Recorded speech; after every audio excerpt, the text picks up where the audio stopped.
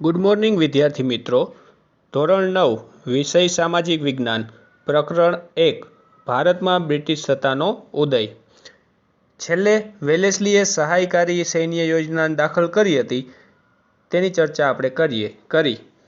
તો ત્યારબાદ હવે આવે છે સહાયકારી યોજનાની શરતો અપનાવેલ રાજ્યો અને શાસકો વિશે આપણે ચર્ચા કરીશું. તો સહાયકારી સૈન્ય યોજનાની શરતો, તો તે કઈ શરતો હતી? તો કે કંપની તાલીમ પામેલું સૈન્ય યોજના સ્વીકારનાર રાજ્યને આપશે. એટલે કે જે રાજ્ય કંપની એટલે કે અંગ્રેજો દ્વારા સહાયકારી યોજના સ્વીકારશે તેને કંપની તાલીમ પામેલું સૈન્ય એટલે કે યુદ્ધમાં નિપુણ લશ્કર તે રાજ્યને આપશે. આ સૈન્ય રાજ્યના આંતરિક અને બાહ્ય આક્રમણથી રાજ્યનું રક્ષણ કરશે. જે રાજ્ય કંપનીની યોજનાનો સ્વીકાર કરશે તે રાજ્યના આંતરિક એટલે કે અંદરનું અને બાહ્ય એટલે કે તે રાજ્ય ઉપર બીજા અન્ય રાજ્યના હુમલાથી તેનું રક્ષણ કરશે. ત્યારબાદ આવે છે બીજી શરત આવે છે, તેના બદલામાં યોજના સ્વીકારનાર રાજાઓએ લશ્કરી ખર્ચ અથવા તેટલી આવક ધરાવતો પ્રદેશ અંગ્રેજોને આપવો. તો તેની બીજી શરત કઈ છે? તો કે તેના બદલામાં જે યોજના સ્વીકારનાર રાજાઓએ લશ્કરી ખર્ચ અથવા તેટલી આવક ધરાવતો પ્રદેશ અંગ્રેજોને આપવો. ત્યારબાદ આવે છે કંપનીની પરવાનગી વિના રાજ્ય અન્ય રાજ્ય સાથે યુદ્ધ કે સંધિ નહીં કરી શકે. આ યોજના હેઠળ રાજ્ય કોઈ બીજા રાજ્ય સાથે લડાઈ કે મિત્રતા કરી શકશે નહીં. ત્યારબાદની શરત આવે છે રાજ્યના દરબારમાં એક અંગ્રેજ પ્રતિનિધિ રાખવો. તો સહાયકારી સૈન્ય યોજના સ્વીકારનાર રાજ્યના દરબારમાં ઓછામાં ઓછો એક અંગ્રેજ અધિકારી તો રાખવો જ, જેથી તે રાજ્યના બધા નિર્ણયોની કંપનીને જાણ રહે. ત્યારબાદની શરત આવે છે અન્ય વિદેશીને પોતાના રાજ્યમાં નોકરીએ રાખવો નહીં, જેથી અંગ્રેજ સત્તાને બીજા દેશના નાગરિક કે વ્યક્તિથી ખતરો ના રહે અને ભારતમાં સંપૂર્ણ સામ્રાજ્ય અંગ્રેજોનું જ થઈ જાય. આ યોજના ત્યારબાદ આવે છે આ યોજનાને અપનાવેલ રાજ્યો અને શાસકો. તો આ યોજનાને કયા રાજ્યો અને શાસકોએ અપનાવી? સહાયકારી સૈન્ય યોજના. તો એમાં આવે છે નિઝામ, જે હૈદરાબાદનો નિઝામ છે તેને આ યોજના સ્વીકારી. ત્યારબાદ મૈસૂર, અવધ, ગાયકવાડ, સિંધિયા, ભોંસલે અને હોલકર આ બધા રાજ્યો અને શાસકોએ સહાયકારી સૈન્ય યોજના અપનાવી હતી. જો આમ જોવા જાય તો આ યોજના એક મીઠા ઝેર સમાન હતી. આ યોજનાનો અમલ કરી વેલેસ્લીએ ઘણા પ્રદેશો વિસ્તારો ભારતના ઈસ્ટ ઇન્ડિયા કંપનીમાં જોડી દીધા.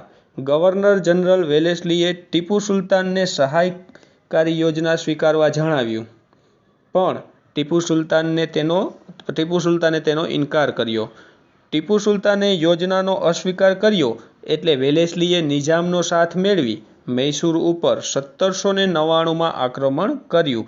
આ ચોથા મૈસૂર વિગ્રહ દરમિયાન ટીપુ અંગ્રેજો સામે લડતા મૃત્યુ પામ્યો. આ આક્રમણ લડાઈ મૈસૂર પર ચોથી હતી, યાદ રાખજો, જેમાં ટીપુ લડતા મૃત્યુ પામ્યો. વેલેસ્લી બાદ ભારતમાં ગવર્નર જનરલ તરીકે હેસ્ટિંગ આવ્યો. હેસ્ટિંગ ગવર્નર જનરલ તરીકે આવ્યો એટલે તેને નેપાળ સાથે યુદ્ધ કરી ગુરખાઓને લશ્કરમાં સામેલ કર્યા.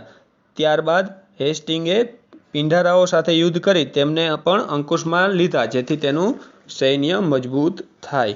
ત્યારબાદ મરાઠાઓ સાથે ત્રીજા મરાઠા વિગ્રહ એટલે કે ત્રીજી વાર વિલિયમ બેન્ટિંક ભારતમાં અગાઉના ગવર્નર જનરલોની સરખામણીમાં ઉદાર ગવર્નર જનરલ હતો. એટલે કે એક સારો ગવર્નર જનરલ હતો. અગાઉના જે ગવર્નર જનરલ હતા એનાથી તે સારા હૃદયનો હતો.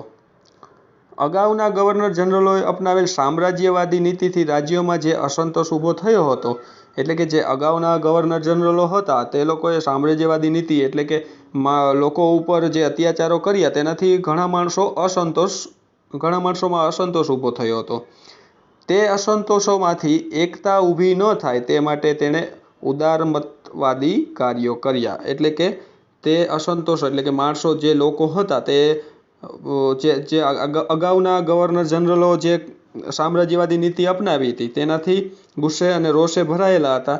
તેનાથી તેની એકતા ન થાય તેના માટે વિલિયમ બેન્ટિંગે ઉદારમતવાદી કાર્યો કર્યા. ભારતના ગવર્નર જનરલ તરીકે હવે કોણ આવે છે તો કે ડેલહાઉસી. તો ડેલહાઉસી 1848માં તે ઉગ્ર સામ્રાજ્યવાદી માનસ ધરાવતો હતો. તેણે સામ્રાજ્યવાદી નીતિને પોષવા અને કંપનીના રાજ્ય વિસ્તાર વધારવા જીત જપ્તી અને ખાલસા નીતિ અપનાવી, એટલે કે કૂટનીતિ અપનાવી. તો ડેલહાઉસીની ખાલસા નીતિ. મિત્રો, આપણે એક પ્રશ્ન થાય કે ખાલસા નીતિ, તો ખાલસા નીતિ એટલે શું? તો એક અંગ્રેજ ગવર્નર જનરલ હતો જેનું નામ હતું ડેલહાઉસી. આ ડેલહાઉસી ભારતમાં આવે છે. ભારતનું સર્વોચ્ચ પદ ગવર્નર જનરલ પોતે મેળવે છે અને ભારતમાં એક નીતિ લાવે છે જેનું નામ હોય છે ખાલસા નીતિ. તો ખાલસા નીતિ એટલે હડપ નીતિ અથવા તો પચાવી પાડવાની નીતિ. તો શું હતી આ નીતિ? તો કે ડેલહાઉસી ભારતમાં આવીને જાહેરાત કરે છે કે આ સમયના બધા રાજાઓ જો પોતે પુત્ર ન ધરાવતો હોય તો તે દત્તક પુત્ર રાખી શકશે નહીં અને રાજાનું સંપૂર્ણ રાજ્ય બ્રિટિશ સામ્રાજ્યમાં ભેળવી દેવામાં આવશે. આવી એક નીતિ ડેલહાઉસી દ્વારા જાહેર કરવામાં આવે છે, એ જ ખાલસા નીતિ. તો આ અધિકાર, આપણે એક પ્રશ્ન થાય કે તો આ અધિકાર અંગ્રેજોને આપ્યો, તો આ કેમ આપ્યો? તો કે અંગ્રેજો એવી નીતિ લાવી શકે, આવી નીતિ કેવી રીતે લાવી શકે? અંગ્રેજોના કોઈ બાપદાદાઓની જાગીર તો છે નહીં એ રાજ્યો, તો કઈ રીતે આ નીતિ ડેલહાઉસીએ દાખલ કરી દીધી? તો ડેલહાઉસીએ ભારતમાં આવીને જાહેર કર્યું કે મધ્યકાલીન સમયમાં ભારતમાં સર્વોચ્ચ સત્તા મોગલ સામ્રાજ્યમાં હતી. ઘણા બધા નાના મોટા રાજ્યો મોગલ સત્તા સમયમાં પણ હતા, અકબરના સમયમાં પણ હતા અને ઔરંગઝેબના સમયમાં પણ હતા, પરંતુ બધાથી ઉપર સર્વોચ્ચ સત્તા કોની હતી તે સમયમાં? તો કે તે સમયમાં મોગલોની હતી. તો એ જ રીતે આ સમયગાળાની અંદર લગભગ 1850ની આસપાસના સમયગાળામાં ભારતની સર્વોચ્ચ સત્તા કોની પાસે છે? તો કહે અંગ્રેજો પાસે. અને એ સર્વોચ્ચ સત્તાની રૂહે ડેલહાઉસી જાહેરાત કરે છે આ ખાલસા નીતિની. તો ડેલહાઉસીની ખાલસા નીતિમાં રાજા અપુત્ર અવસાન પામતા તે રાજ્યને બ્રિટિશ સામ્રાજ્યમાં ભેળવી દેવું, એટલે કે જે રાજ્યનો રાજા હોય તેને પુત્ર ન હોય તો તે રાજા દત્તક પુત્ર લઈ શકશે નહીં અને તે રાજ્ય બ્રિટિશ સામ્રાજ્યમાં ભેળવી દેવાનું રહેશે. આવું ડેલહાઉસીની ખાલસા નીતિનો નિયમ હતો. તો તેવા કેટલા રાજ્યો હતા? તો કે સતારા, જેતપુર, સંબલપુર, ઉદયપુર, ઝાંસી, નાગપુર. તો આ રાજ્યોના રાજાઓ પાસેથી ડેલહાઉસીએ તે રાજાઓ અપુત્ર હોવાથી અને રાજાઓના મૃત્યુ બાદ આ બધા રાજ્યોનો બ્રિટિશ સામ્રાજ્યમાં ભેળવી દીધા. આમ તો ડેલહાઉસીને ભારતના બધા જ રાજ્યો બ્રિટિશ સરકારમાં ભેળવવાતા, એટલે તેની ખાલસા નીતિ તો પુત્ર દત્તક નહીં લેવા માટેની નીતિ હતી. તો જે રાજ્યોના રાજાઓને પુત્ર હતા તેવા રાજ્યોને અમુક બહાના હેઠળ તેનું રાજ્ય પડાવી લેતા, જેમ કે અવધ. તો અવધનું કેવું બહાનું કાઢ્યું? તો ત્યાંના જે યોજનાની શરતોની હેઠળ આપણે અવધ હતું, તો અવધમાં જે અંગ્રેજ અધિકારી તેના રાજ્યમાં હોય, એટલે અવધ આપણે યુપીની આસપાસનો વિસ્તાર, એટલે કે ગંગા યમુના નદીના કિનારાનો વિસ્તાર, ફળદ્રુપ જમીનવાળો વિસ્તાર, એટલે ડેલહાઉસીને અવધ પડાવવું હતું. પણ અવધના રાજા પાસે તો પુત્ર હતો, તો તેને એક બહાનું કાઢ્યું. તો કે કેવું બહાનું? તો કે ગેરવહીવટના બહાના નીચે ખાલસા, એટલે કે ત્યાંનો જે અંગ્રેજ અધિકારી હતો તેને એવું એક લખાણ કરી અને આપવું કે ભાઈ અવધની અંદર ખોટું શાસન થાય છે, ગેરવહીવટ થાય છે, સરખો વહીવટ નથી થતો, રાજા તેની પ્રજાને સરખી રાખી નથી શકતી, એવું ખોટું બહાનું કરી અને તે અંગ્રેજ ડેલહાઉસીને એવો પત્ર લખ્યો અને ડેલહાઉસીએ તે અવધને બ્રિટિશ સામ્રાજ્યમાં ભેળવી દીધું.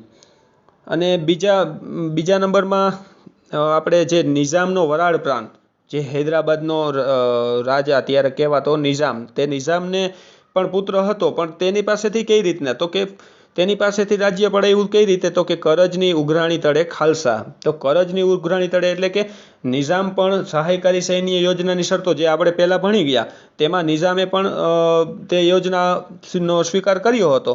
તો તેનો લશ્કરી ખર્ચ નિઝામે અંગ્રેજોને આપવાની તે નિયમ પ્રમાણે આપવો પડે, પણ નિઝામ તે ખર્ચ આપી શકતો નહોતો, જેથી નિઝામ ઉપર દેણું વધી ગયું હતું અંગ્રેજોનું, એટલે અંગ્રેજોએ કરજની ઉઘરાણી તળે તે નિઝામનો હૈદરાબાદનું રાજ્ય અંગ્રેજ સામ્રાજ્યમાં ભેળવી દીધું. મિત્રો, પંજાબ અને પેગુ એટલે જે નીચલું બર્મા, એટલે એ બંને રાજ્યોમાં તો યુદ્ધ દ્વારા ડાયરેક્ટ યુદ્ધ કરી અને તેને પડાવી લીધા હતા. ત્યારબાદ થોડા એવા ભારતની અંદર ખાલી થોડા રાજ્યો જ બ્રિટિશ સત્તાથી અલગ રહ્યા હતા. તો તેના માટે ડેલહાઉસીએ કેવી નીતિ અપનાવી કે નામ માત્રની સત્તાનો અંત લાવી ખાલસા. તો તેમાં આવતું હતું કર્ણાટક અને તાંજોર. આ કર્ણાટક અને તાંજોર તો નામ માત્ર કે હવે આ જ બાકી રહ્યા છે. એટલે જે ડેલહાઉસીને જે મનની ઈચ્છા હતી કે ભાઈ આ ભારતમાં અંગ્રેજ શાસન પૂરેપૂરું, ડેલહાઉસીને કૂટનીતિ કરી અને ભારતમાં પૂરેપૂરું સામ્રાજ્ય અંગ્રેજ સામ્રાજ્ય બનાવવું હતું. તો એટલા માટે તેને આવી કૂટનીતિ એટલે કે ડેલહાઉસીની ખાલસા નીતિ અપનાવી. ડેલહાઉસી સામ્રાજ્યવાદી સાથે સુધારવાદી પણ હતો. તેના સમયમાં ભારતમાં પ્રથમ રેલવે ઈસવીસન 1853માં મુંબઈ થાણા, ભારત ઇંગ્લેન્ડ તાર વ્યવહાર, જાહેર બાંધકામ ખાતાની સ્થાપના, અંગ્રેજી કેળવણીની વ્યવસ્થા વગેરેની શરૂઆત થઈ. વિધવા પુનર્વિવાહ અને બાળ લગ્ન પ્રતિબંધક ધારા તેના સમયમાં પસાર થયા. મિત્રો, આ પ્રશ્ન વારંવાર આપણે પૂછાશે કે ભારતમાં પ્રથમ રેલવે ક્યાં અને કઈ સાલમાં સ્થપાઈ? તો એમાં આવશે ઈસવીસન 1853 મુંબઈ અને થાણા વચ્ચે. એટલે ડેલહાઉસી એ સામ્રાજ્યવાદીની સાથે સુધારાવાદી પણ હતો. એટલે કે એને તો જે ભારતની અંદર ઘણા બધા એવા સુધારા પણ કર્યા. તો એ સુધારામાં આવે છે કે મુંબઈ થાણા વચ્ચે રેલવે સેવા ચાલુ કરી, ભારત ઇંગ્લેન્ડ તાર વ્યવહાર એટલે કે ભારતમાંથી ઇંગ્લેન્ડમાં જે પત્ર વ્યવહાર થાય તેનું કામ કર્યું, જાહેર બાંધકામ ખાતાની સ્થાપના કરી, અંગ્રેજી કેળવણીની વ્યવસ્થા કરી વગેરેની શરૂઆત કરી અને વિધવા પુનર્વિવાહ અને બાળ લગ્ન પ્રતિબંધક ધારા તેના સમયમાં પસાર થયા.